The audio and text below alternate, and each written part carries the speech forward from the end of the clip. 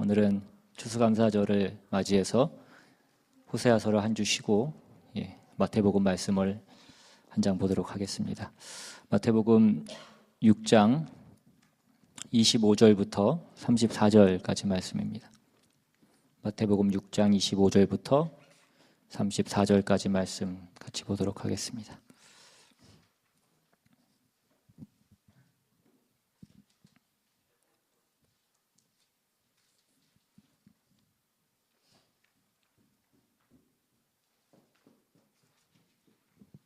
우리 찾으셨으면 한 절씩 교독해서 읽겠습니다. 제가 먼저 읽습니다. 그러므로 내가 너희에게 이르노니 목숨을 위하여 무엇을 먹을까 무엇을 마실까 몸을 위하여 무엇을 입을까 염려하지 말라. 목숨이 음식보다 중하지 아니하며 몸이 의복보다 중하지 아니하냐. 공중의 새를 보라. 심지도 않고 거두지도 않고 창고에 모아들이지도 아니하되 너희 하늘 아버지께서 기르시나니 너희는 이것들보다 귀하지 아니하냐. 너희 중에 누가 염려함으로 그 키를 한 자라도 더할 수 있겠느냐. 너희가 어찌 의복을 위하여 염려하느냐. 그의 백합화가 어떻게 자라는가 생각하여 보라.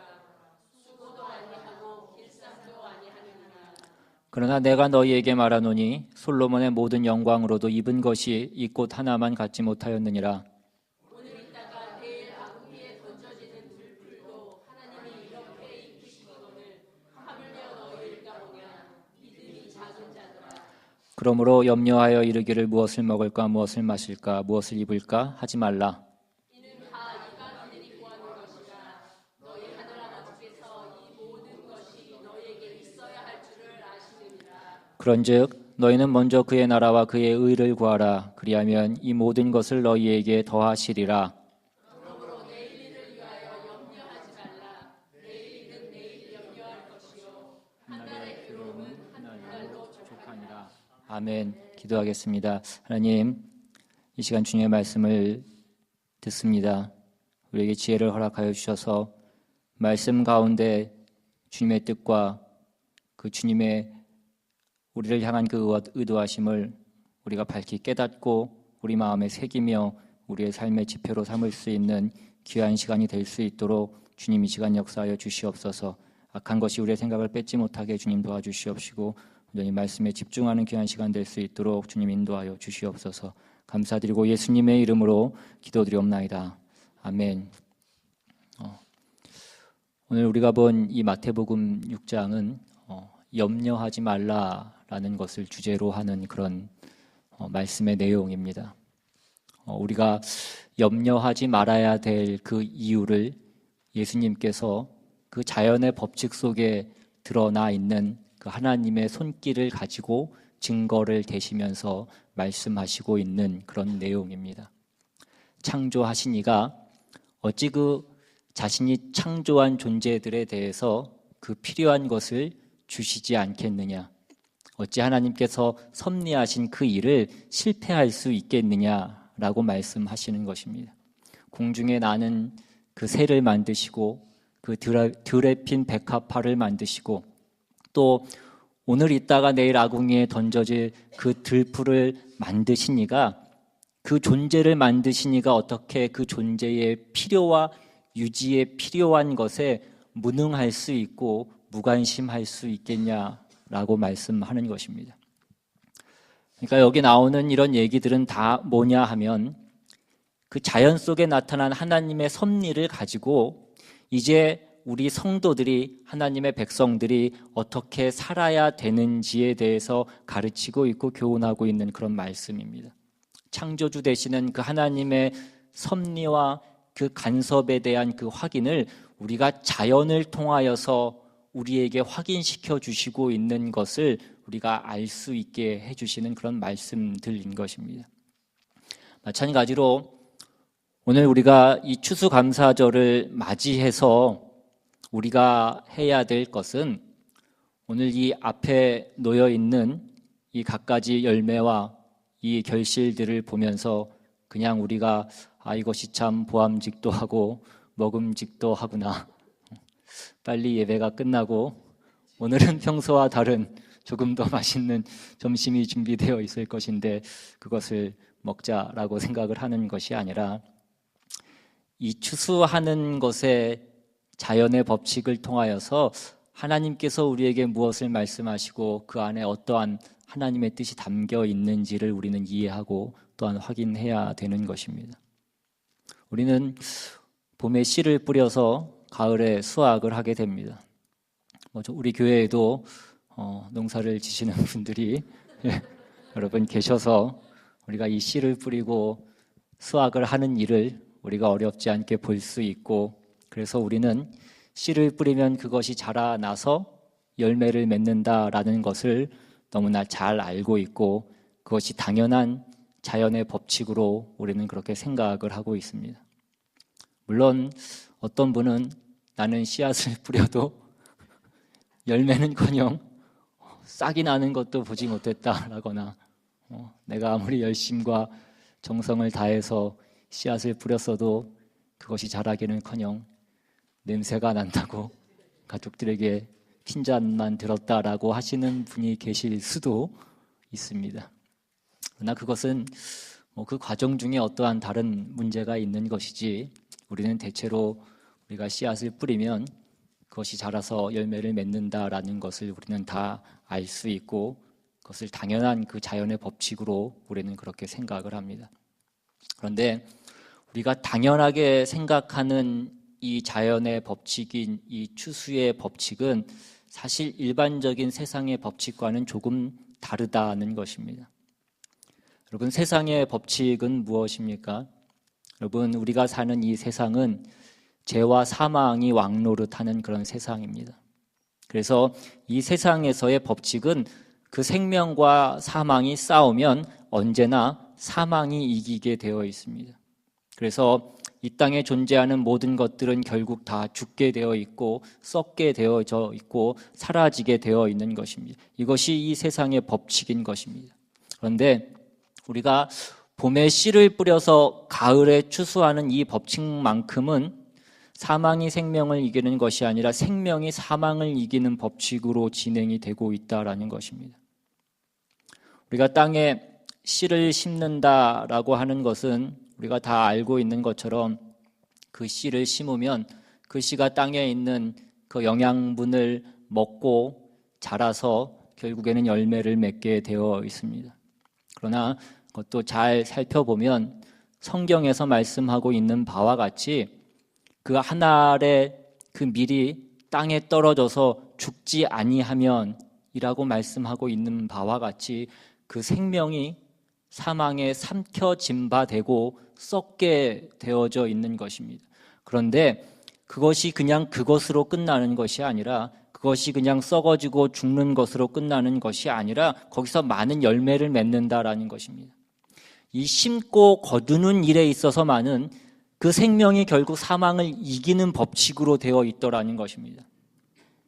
우리는 늘 보는 것이고, 이것이 믿는 자나 믿지 않는 자에게나 모든 사람에게 적용되고 있는 법칙이기 때문에 우리는 이 심고 거두는 법칙에 대해서 당연한 그런 자연의 법칙으로 우리가 이해하고 있지만, 사실 여기에는 하나님께서 믿는 자에게 약속하시는 그 생명이 사망을 이기는 법칙을 우리에게 보여주고 계신 것입니다.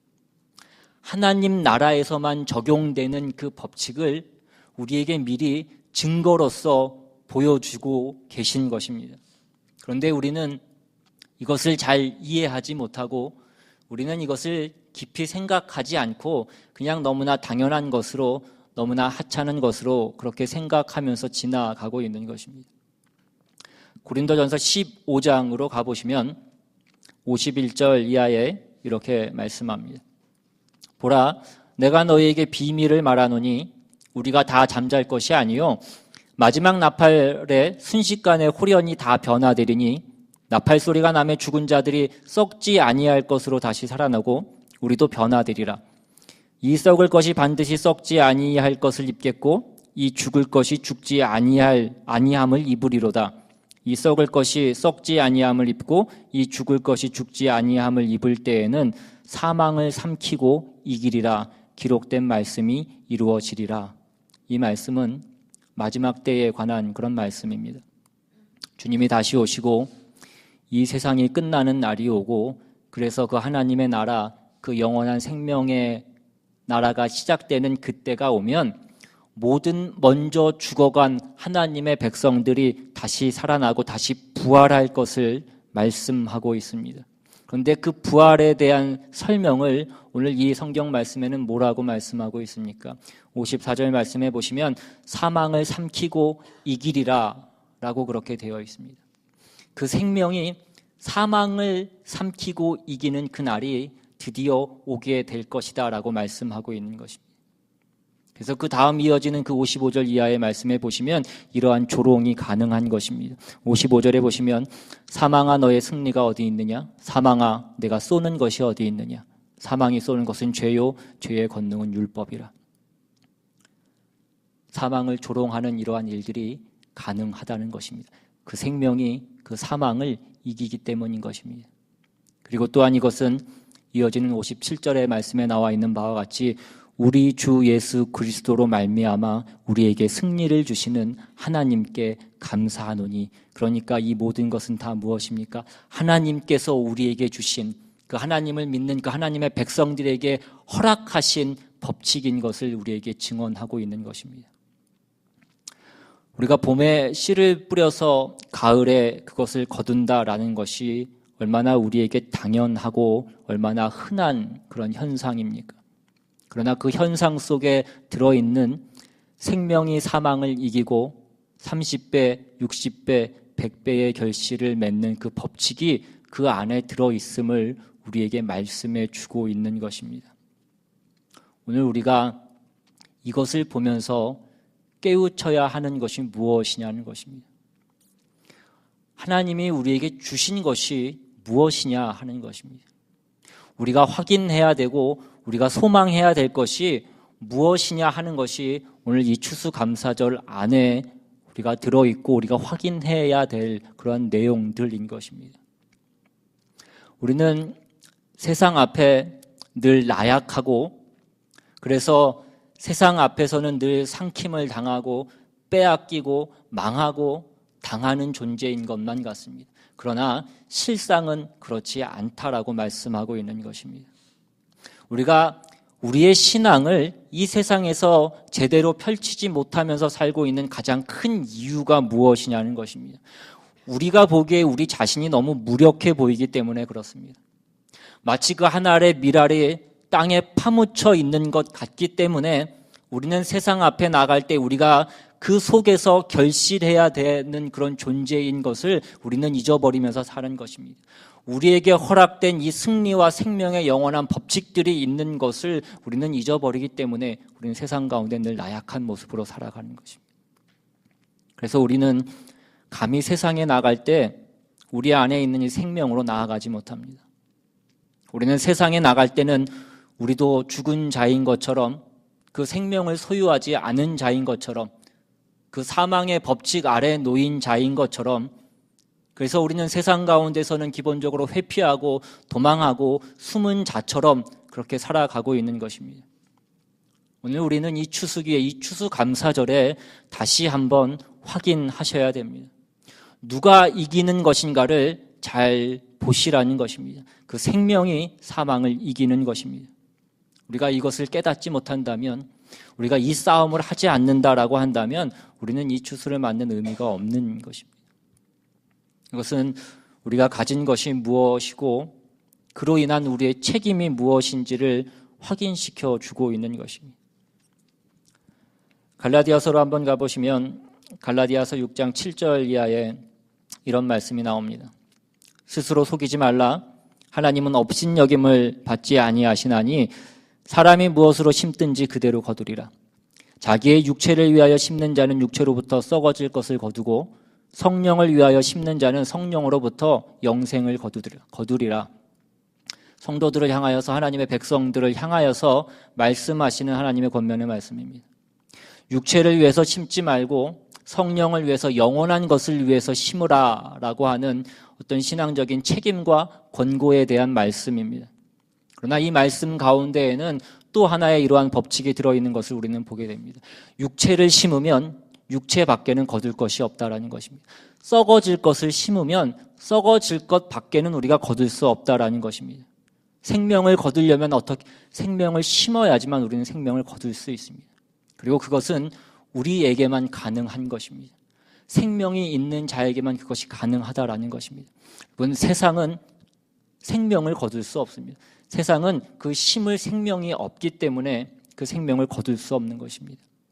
저들이 영생을 거두지 못하는 것은 그 심을 생명을 소유하지 못하고 있기 때문이고, 우리 예수 믿는 하나님의 백성들만이 그 영원한 것을 거둘 수 있는 것을 가지고 있기 때문인 것입니다.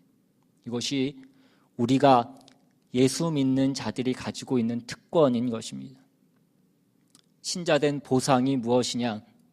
신자된 가장 큰 특권과 자랑이 무엇이냐 할 때 가장 중요한 것은 이제는 우리가 더 이상 죄를 선택하지 않고 의와 선을 선택할 수 있게 된 것입니다.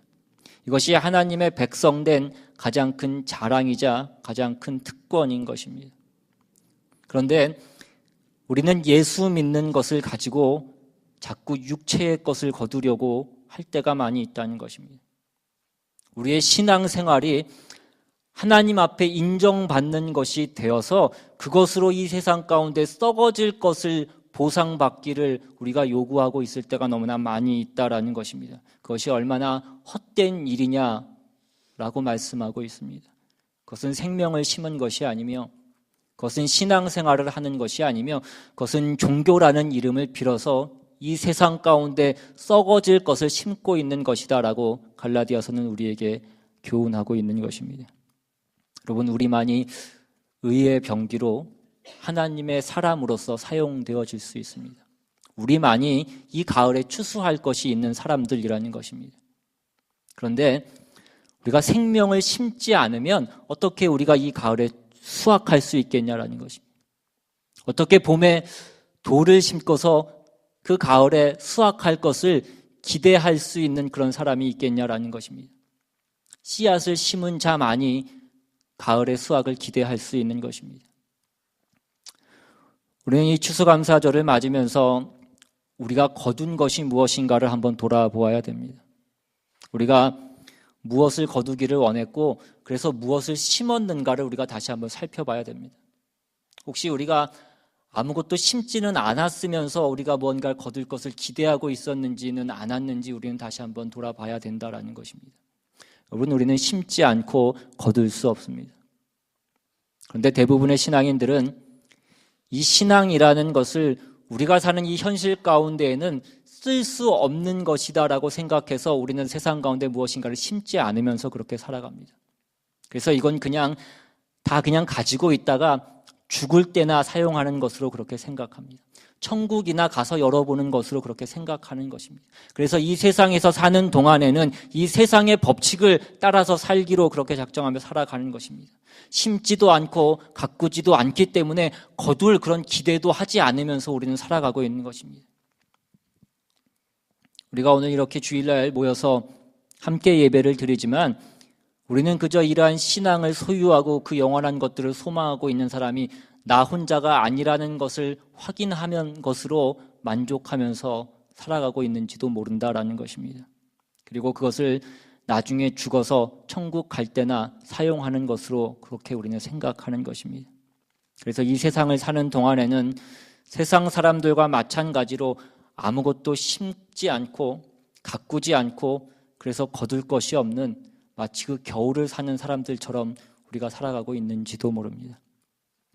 그런데 이러한 일들에 대해서 하나님께서는 너희가 그 참다운 신자로서의 책임을 다하고 있느냐라고 묻는 것입니다.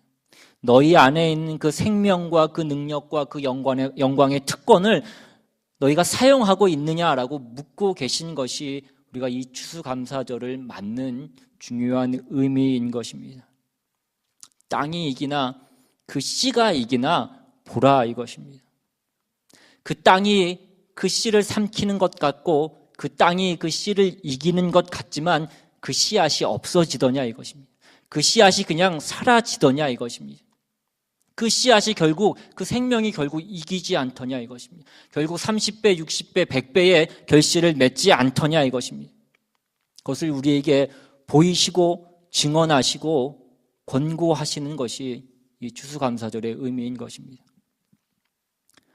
우리는 이 추수감사절을 맞이해서 우리가 가진 책임과 그 특권이 무엇인지를 다시 한번 인식해야 됩니다.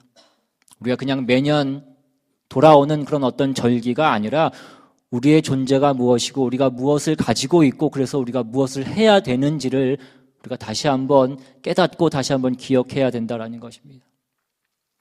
오늘 본문인 마태복음 6장으로 다시 돌아오셔서 31절에 보시면 그래서 이런 권면이 나옵니다.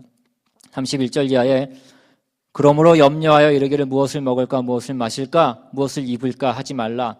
이는 다 이방인들이 구하는 것이라. 너희 하늘 아버지께서 이 모든 것이 너희에게 있어야 할 줄을 아시느니라. 그런즉 너희는 먼저 그의 나라와 그의 의를 구하라. 그리하면 이 모든 것을 너희에게 더하시리라. 무엇을 먹을까? 무엇을 마실까? 무엇을 입을까? 하지 말라. 이는 다 이방인들이 하는 것이라. 여기서 이방인이라고 하는 것은 하나님 없는 자들을 얘기하는 것입니다. 쉽게 얘기하면 부모 없는 고아들을 얘기하는 것과 마찬가지입니다. 여러분, 부모가 없으면 자기가 입을 것, 자기가 마실 것, 자기가 잘 것을 자기가 준비해야 됩니다. 자기가 걱정해야 되고 자기가 책임져야 됩니다. 그러나 부모가 있는 자식들이 이러한 것들을 걱정하는 것은 이상한 일입니다. 만약에 우리 성찬이나 성현이나 우리 노아가 오늘 내가 어디서 자야 되고 오늘 내가 저녁으로 무엇을 먹어야 될지 그것을 걱정하고 있다고 한다면 그것이 얼마나 이상하겠냐는 것입니다. 제대로 된 부모가 있는 자식들은 그러한 것들을 걱정하지 않습니다. 부모가 자녀에게 학교 가라고 등록금 주고 책 사라고 책값 줬는데 그거 안 쓰고 꼼쳐뒀다가 이제 추운 겨울이 다가오니까 내가 겨울에 입을 외투를 사야지, 오늘 저녁에 먹을 내가 라면을 사야지, 그렇게 하고 있다라고 한다면 그 모습을 부모가 봤을 때에 얼마나 그 모습이 기가 막히겠냐라는 것입니다. 부모가 뭐라고 얘기하겠습니까? 내가 너에게 좋은 것 입히겠다 이거. 내가 너에게 좋은 것 먹이겠다.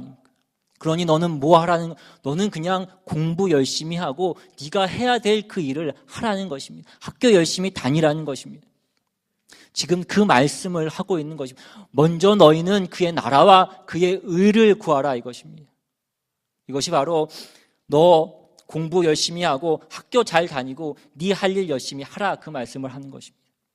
언제나 우리에게 돌아오는 그 결론은 내 할 일을 하라 이것입니다. 하나님의 자녀로서 하나님의 백성으로서 신자로서의 내 할 일을 하라 이것입니다. 내년 우리 교회의 폐허로 심각하게 이것을 고민하고 있습니다. 나나 잘하자. 여러분, 부모가 있는 자녀들의 최고의 공갈이 무엇이라고 말씀드렸습니까? 자녀가 부모에게 치는 최고의 공갈, 나 밥 안 먹어. 여러분, 그것이 어떻게 공갈이 될 수 있겠습니까? 전에도 말씀드렸지만 와이프한테는 그것이 먹히지 않습니다. 밥 안 먹으면 자기가 손해인데 어떻게 그것이 협박이 될 수 있고 공갈이 될 수 있겠냐는 거죠. 자식이 부모에게 치는 더 큰 공갈은 무엇입니까? 나 집 나갈래? 아니.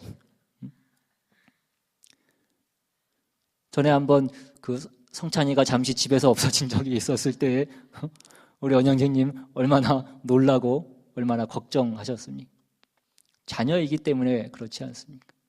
여러분, 남편이 없어졌다고 그렇게 걱정하죠. 여러분들 남편 출장 가면 얼마나 좋아하십니까? 그런데 자식은 왜 그러한 공갈이 유효하냐는 것입니다. 부모가 마땅히 먹이고 부모가 마땅히 입히고 부모가 마땅히 그 살 곳을 제공하는 것이 그 부모의 책임이며 또한 그것이 부모의 기쁨이기 때문에 그렇습니다. 그런데 누구는 이 공갈을 칠 수 없는 것입니까? 부모가 없는 고아는 이 공갈을 칠 수 없는 것입니다. 나 밥 안 먹어. 누구한테 그 얘기를 하냐 이것입니다.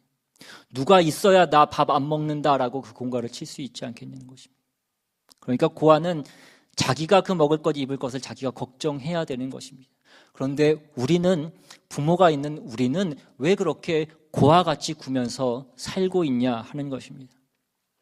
무엇을 먹을까, 무엇을 입을까, 무엇을 마실까 하지 말라. 이는 다 이방인들이 구하는 것이라. 너희 하늘 아버지께서 이 모든 것이 너희에게 있어야 할 줄을 아시느니라. 얼마나 분명한 표현이냐 이것입니다.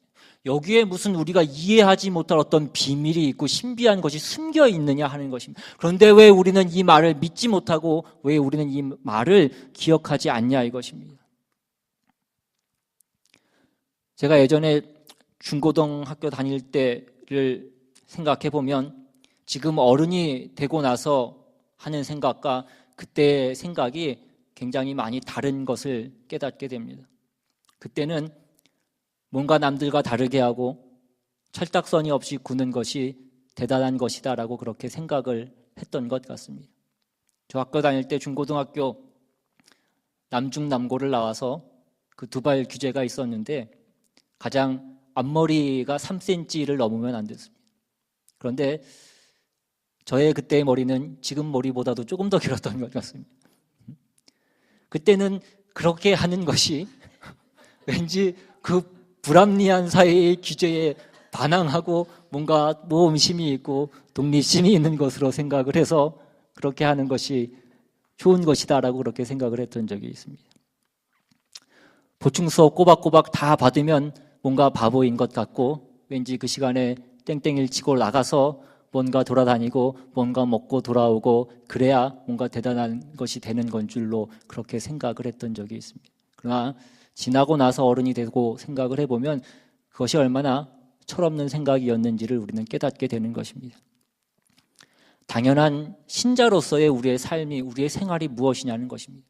학생 때 그 학교 생활을 해야 되는 것처럼 그 공부를 해야 되는 것처럼 지금 우리가 해야 되는 그 신자로서의 그 신앙의 생활을 우리가 해야 된다라는 것입니다. 차라리 나는 공부가 나의 소질이 아니라서 내 적성이 아니라서 나는 차라리 그 시간에 하루라도 빨리 기술을 배우고 하루라도 빨리 나가서 내가 시장 경제가 어떻게 돌아가는지를 배워서 내가 나중에 장사를 해야 되겠다. 그런 마음을 가지고 수업 시간에 땡땡이를 치고 했다라고 한다면 차라리 난데 이것도 아니고 저것도 아니고 수업을 열심히 듣는 것도 아니고 땡땡이를 치는 것도 아니고 땡땡이 한 번 안 치고 지각도 한 번 안 하고 그러나 학교에 와서는 그냥 가만히 앉아서 아무것도 하지 않고 그 시간을 보냈던 학생들이 얼마나 많이 있는지 모릅니다. 지금 생각해보면 얼마나 답답한 노릇인지 모릅니다. 그 아이들이 얼마나 답답한 애들인지 모릅니다. 그런데 잘 생각해보면 그러한 사람들이 오늘날 교회 안에 제일 많더라는 것입니다.